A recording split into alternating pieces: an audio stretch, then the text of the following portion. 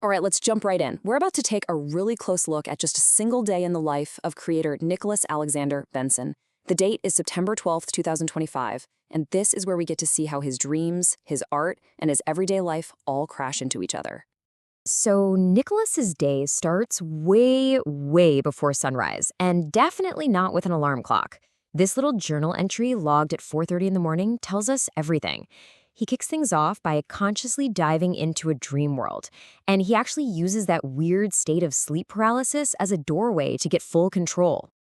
So, picture this. It's an hour when most of us are deep asleep. But Nicholas? He's already up, journaling this super vivid, recurring lucid dream. And this isn't just some random dream.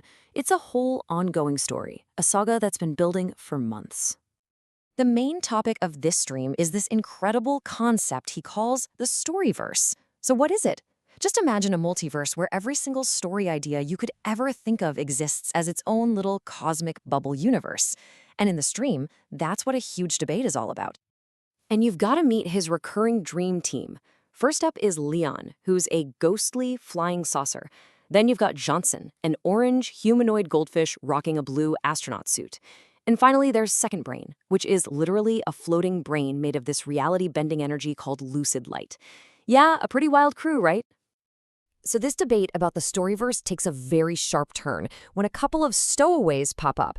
And get this, they're elven elite guards, but they're wearing black business suits and carrying katanas. They're there to eliminate the whole team for their so-called lies, basically for keeping the storyverse a secret. But here's the twist. You'd expect a huge fight, right? Nope. Instead of throwing down, Nicholas just uses his creative power inside the dream. He simply tells his ghostly UFO, Leon, to release the guards into the storyverse itself, pretty much banishing them into an infinite ocean of stories. Problem solved. The second that dream is over, that's when the real work kicks into high gear. He takes all that raw material from the dream and immediately channels it into this intense burst of creativity. And this isn't just him randomly making stuff. He's got a system, a really methodical workflow. He takes that one single dream and just explodes it across 6 different platforms. He makes reference art, then a comic, an animation, a podcast, a song, and he wraps it all up with a wiki page to keep it all organized. You know, the analysis from his own AI-assisted podcast, Dreamcast, just hits the nail on the head. The AI host, Gemini Nova, points out that this dream shows a real evolution. Nicholas isn't just a character fighting his way through his dreams anymore. He's becoming the author, literally capable of writing his problems right out of the story. And you can see this so perfectly in how that story becomes music. Check out these lyrics from the hook of the dream tune he made that morning.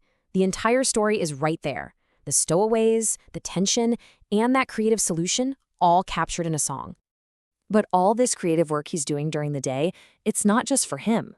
After he's done processing his dream, his focus totally shifts to creating and sharing brand new stories directly with his audience. On this very same day, he published a completely new comic called Praying to Survive. I mean, just listen to the description. It just pulls you right in. A guy's desperate prayer in a frozen wasteland accidentally awakens a terrifying monster made of pure fire. Talk about high-stakes storytelling. And the result of all that work? It's tangible, and it's immediate. The feedback starts rolling in from fans on StoryNext, with comments just praising the art and the action, like "you kicked that bonfire's ass" and "best panels of the comic IMO." That connection right there, that's what it's all about. So, with all this intense, nonstop creative output, you might be wondering, what does the rest of his life even look like? Well, it's not all just spent in front of a computer screen. There's a really crucial balance that makes this whole schedule work. His life is really a balancing act.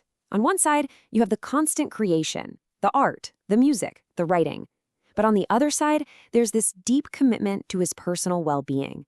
A strict exercise routine, walking charity miles for Feeding America, and always making time for family and his partner Ashley. And this particular day held a really important personal milestone. That number 4 you see, that represents his 4-year anniversary with Ashley. It's a grounding, celebratory moment right in the middle of an otherwise insane creative day. So, how does a creator like Nicholas wrap up a day that's already so full? Well, you probably guessed it, by turning the day itself into one final piece of art.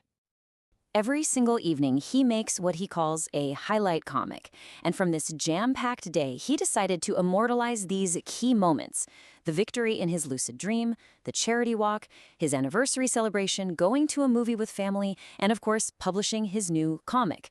The whole day gets boiled down into one final story. You know, this whole process is just a fascinating look at a life that's actively being lived as a story, one that's being written and curated from dream worlds to daily life. And it kind of leaves you with a question to chew on. If your day was a story, what would be the highlight?